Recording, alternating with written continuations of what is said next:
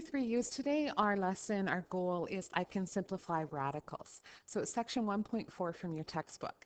So this is a new concept that you haven't seen before, although you have worked with radicals and just didn't know that's what they were. Okay, so first of all, what is a radical? So expressions in the form the square root of 3, the fourth root of 7, and the square root of -10 are called radicals. So in other words, they're under a root sign. Now for quadratics, and that's mainly the function we're working with, for quadratics, we're only going to be concerned with square roots. Okay, so that means we're going to be working with square roots. So a few different concepts. Now you already know that the square root of 4 is 2. And why is it 2? Well, it is 2 because 2 squared equals 4, right? The same is true if I have the square root of 9 is 3. And why is it 3? It's because we know 3 squared equals 9. Now, in general, what we can do is we can actually take the general equation, the square root of something equals x. So what that means is if I take the x and I square it, it must equal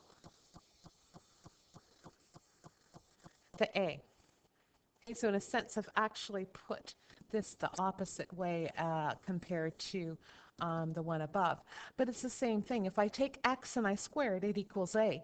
Now we also have to have the statement that a cannot equal 0. Okay, for this to work.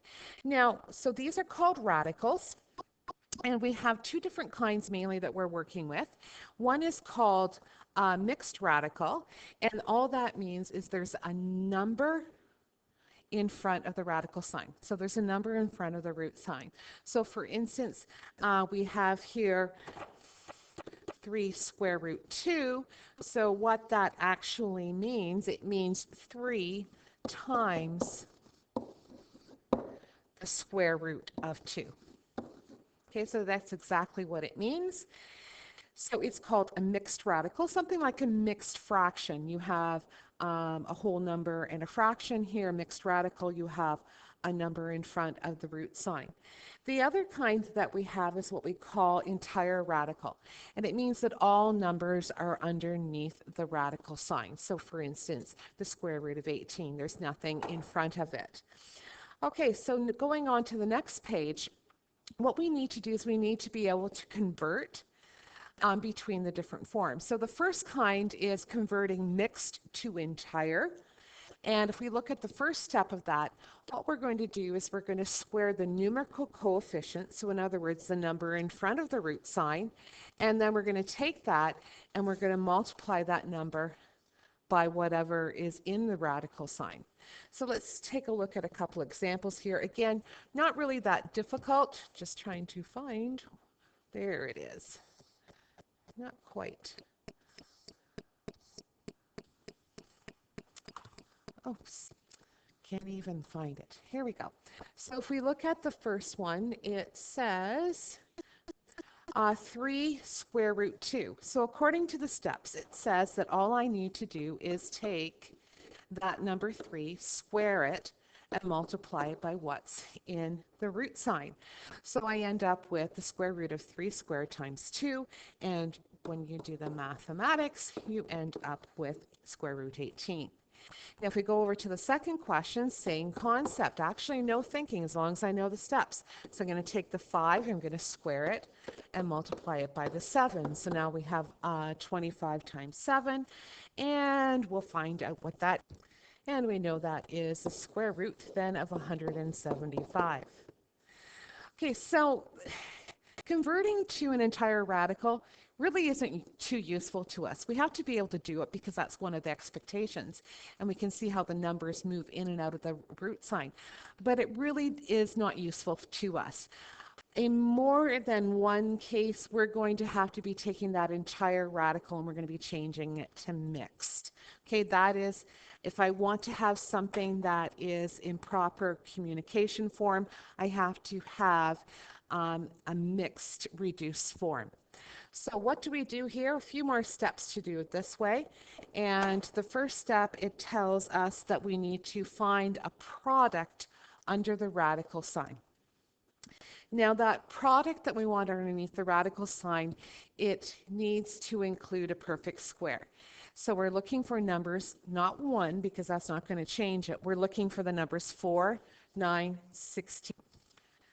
And then our next step will be take the square root of the perfect square number, and we'll talk a little bit more when we'll go through these steps again when we actually do the question. This number goes in front of the radical sign, and finally, any numbers left over remain underneath the radical sign. So let's go through those steps with some examples. Okay, the first one is square root of 18. Now, you saw me use that as an example somewhere else in this lesson, but let's take a look at it. According to this, I'm supposed to find a product. So in other words, two numbers that multiply by 18, but one of them has to be a perfect square root number. So I could actually go back to my list and say, well, 4 doesn't go in there. Oh, 9 does, right? Because 9 times 2. So I know that that is 9 times 2. And the next step is take the square root of the perfect square number. This number goes in front of the radical sign. So the perfect square root number here is 9, which means when I take the square root of that, that's 3. It goes in front of the root sign, and whatever's left over stays under the root sign. In this case, that's the number 2. Okay, so you have to do a little bit more thinking, switching to mixed. Okay, so the next one, the square root of 32. Again, I need to find a product that will multiply to give me 32, but one of those numbers has to be a perfect square. Now, we also want to make sure that it's the largest perfect square if we can. And so again, I go through the list. Okay, 4. Well, yeah, 4 works. Is there a larger one? 9 doesn't. What about 16? Yes, 16 times 2. So if I choose 16 times 2, I then take the square root of my 16, which is 4, and what I'm left with is the square root of 2. So my answer is 4 square root 2. Okay, so that gives you an idea of how to switch it from entire to mixed. And as I said, this is the most important part of working with radicals for us this year.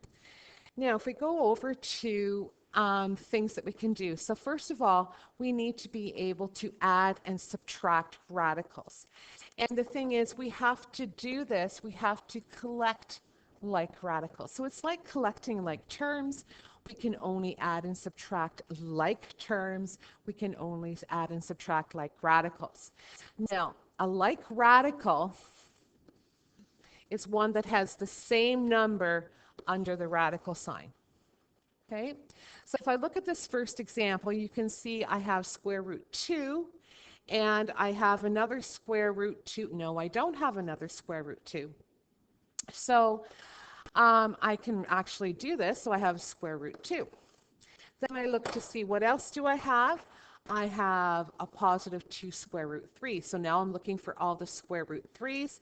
You can see I have another square root 3 here, and finally another square root here.